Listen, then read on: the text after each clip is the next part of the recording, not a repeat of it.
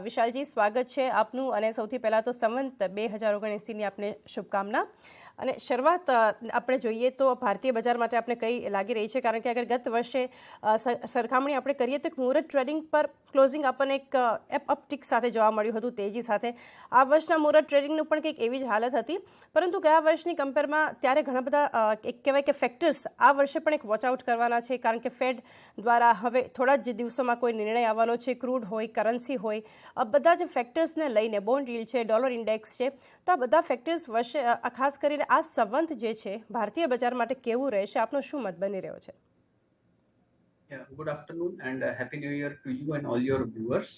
આ વખતે જે આપણે ડિસ્કસ કરી રહ્યા છે તો માર્કેટમાં જોઈએ તો વોલેટિલિટી ઘણી બધી છે, પણ એમાં બે પાસા દર બાજુમાં પડી રહ્યા છે.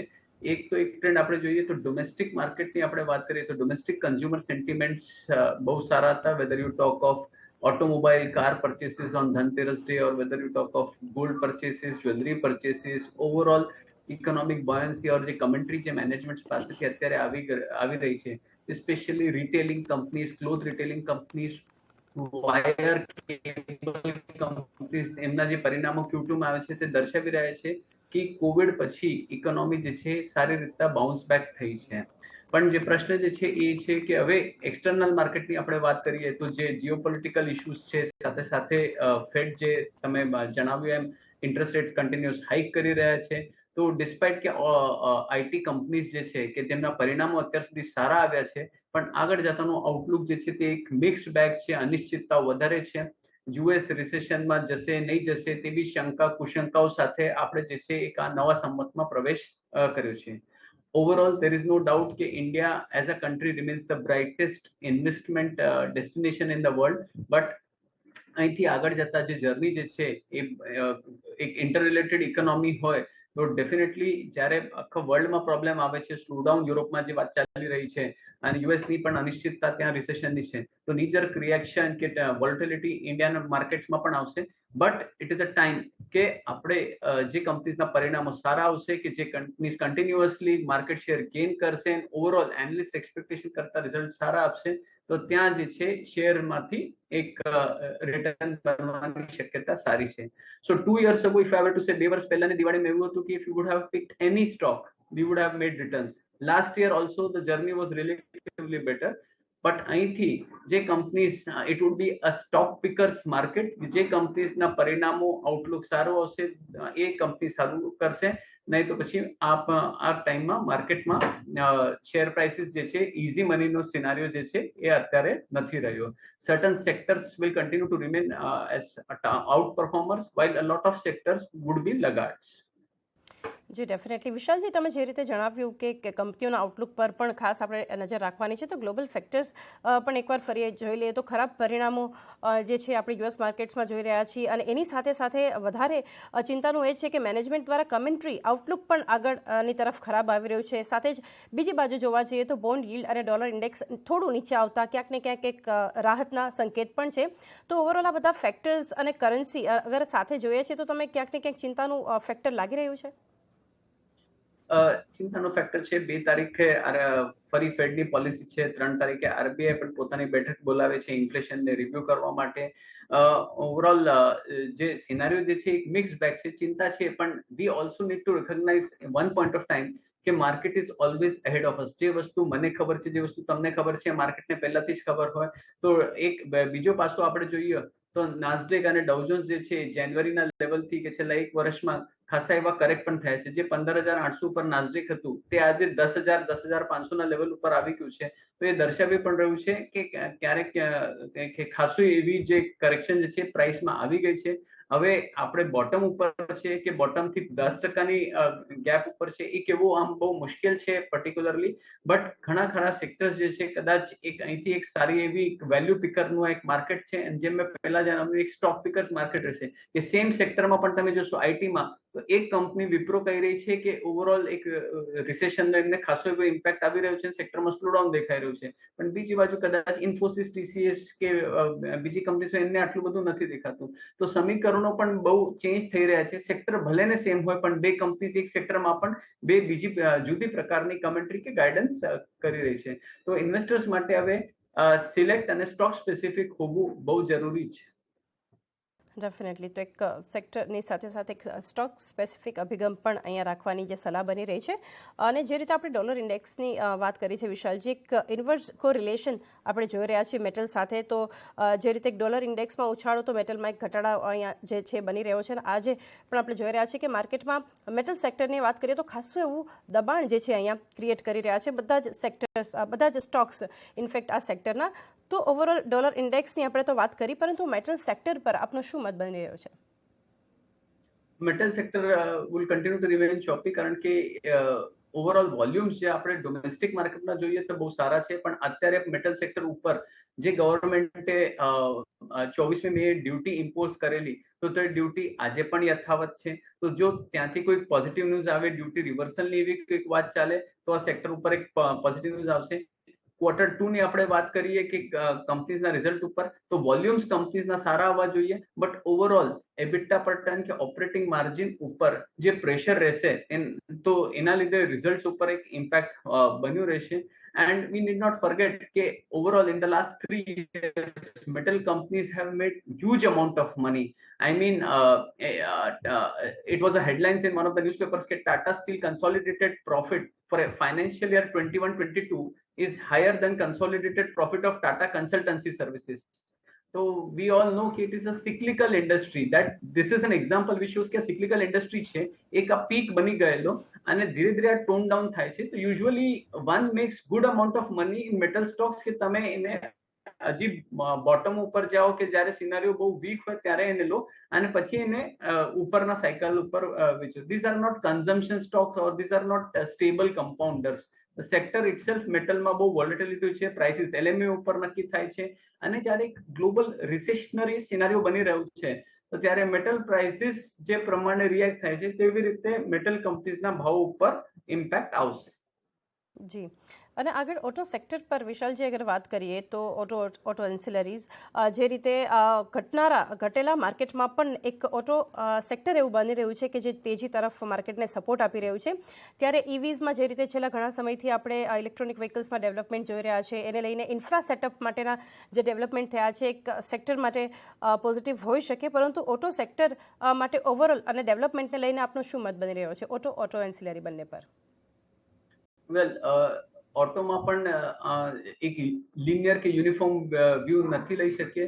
એમાં પણ આપણે 4 ભાગમાં સ્પ્લિટ કરીએ તો પેસેન્જર વ્હીકલ્સ ઇઝ ડુઈંગ, એટલે કે cars is doing extremely well. ત્યાં demand is more than supply. One can attribute it to supply chain issues, પણ ગ્રેજ્યુઅલી વેટિંગ પિરિયડ સારો છે અને ઓવરઓલ ડોમેસ્ટિક કન્ઝમ્પશનમાં પેસેન્જર વ્હીકલમાં ખાસી એવી તેજી છે. બીજા સેગમેન્ટની આપણે વાત કરીએ તો ટ્રેક્ટર્સમાં સ્ટેબિલિટી છે. ત્રીજા સેગમેન્ટ MHCV એટલે કે ટ્રક્સની આપણે વાત કરીએ તો trucks are in an up cycle. 2 વર્ષથી બેઝ બહુ ઓછો હતો. આ ઓછા બેઝ ઉપર જે ટ્રકની ડિમાન્ડ જે છે એનો આઉટલુક જે છે સારો છે. અને છેલ્લો સેગમેન્ટ જે છે એ ટુ વ્હીલર સેગમેન્ટ છે, એક થોડા સમયથી વીક છે અને રિલેટિવલી અત્યારે પણ થોડો રૂરલ પોકેટ્સમાંથી જે વીકનેસ આવી રહી છે તેનો ઇમ્પેક્ટ હજી પણ ટુ વ્હીલર સેક્ટર ઉપર યથાવત છે. જેવી જોઈએ તેવો એક અપસાઇડ કે એવી એક તેજી ત્યાં નથી દેખાતી. બટ ઓવરઓલ જોઈએ તો જેમ તમે સમરાઇઝ કર્યું, ઓટો સેક્ટર રિલેટિવલી સારી રીતના પરફોર્મ કરી રહ્યું છે અને તેનો જ ઇમ્પેક્ટ આપણે એ પર્ટિક્યુલર કંપનીઝના શેર પ્રાઇસ ઉપર જોઈ રહ્યા છે. જી. તો એક સારી રીતે ઓટો સેક્ટર જે છે પરફોર્મ કરતું દેખાઈ રહ્યું છે.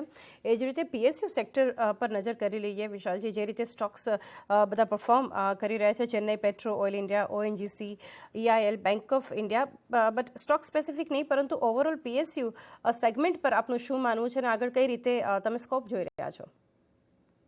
PSU segmentમાં 2 કે 3 characteristic which are very prominent. The sector was undervalued.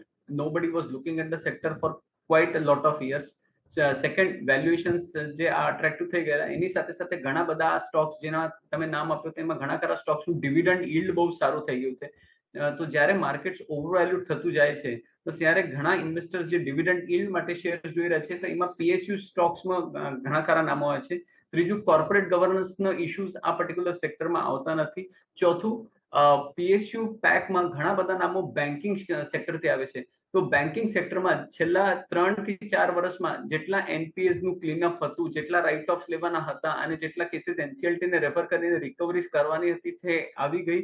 છેલ્લા 2 વર્ષમાં જે લોકડાઉનના લીધે આ બેન્કિંગ અને ફાઇનાન્શિયલ સર્વિસીસ એઝ અ સેક્ટરે અંડર પરફોર્મ કરેલું, એમાં ઘણા ખરા પીએસયુ બેંક છે, including the largest public sector bank in the country. એ જે અંડર પરફોર્મન્સ હતું તેનું હવે જે છે એ તે સ્થિતિમાંથી બહાર આવે છે. તો એટલે આપણે જોઈએ કે બીએફએસઆઈ સ્પેસ જે છે ઓવરઓલ આઉટ પરફોર્મ કરી રહી છે અને બીજા જે પીએસયુ સ્ટોક છે ત્યાં ડિવિડન્ડ યીલ્ડ થી લઈ વેલ્યુએશન્સના ઘણા ખરો એક ફેક્ટર્સ લઈને એક ઇન્વેસ્ટમેન્ટ કેસ બની રહ્યો છે. અને ત્રીજું, PSUs are present in power generation in a big way, whether it is thermal power generation or hydro power generation. તો ત્યાં PSUs નો ખાસો એવો પ્રેઝન્સ છે અને power as a sector I think is the spot to be in and will be the brightest spot in the next 1, 2, 3, 4 years going forward. Okay, તો આવનારા સમય માટે ખાસ કરીને લાંબા ગાળા માટે સેક્ટર પર જે છે એક મત બની રહ્યો છે. નેક્સ્ટ આપણે ડિસ્કશન કરીએ વિશાલજી ક્રૂડ પર. તો જે રીતે તેજી આપણે જોઈએ છે છેલ્લા અમુક દિવસથી વધતી દેખાઈ રહી છે, અમુક વોલેટિલિટી પણ આપણે જોઈએ છે. ગ્લોબલી તો અસર કરશે જ, પરંતુ ભારતીય બજારો માટે પણ એક કહી શકાય કે ઓઇલ ઇન્ડિયા, ઓએનજીસી હોય, બીપીસીએલ, એચપીસીએલ, ઓઇલ એક્સપ્લોરેશન કંપનીઓ ઇન શોર્ટ જે છે, તો ક્રૂડની અસર તમે આપણા બજાર ઉપર, ભારતીય બજાર ઉપર કઈ રીતે જુઓ છો અને ક્યાંક ને ક્યાંક એનો વધવું, તેજી આવી ઉછાળો જે છે એક ચિંતાનું કારણ જુઓ છો?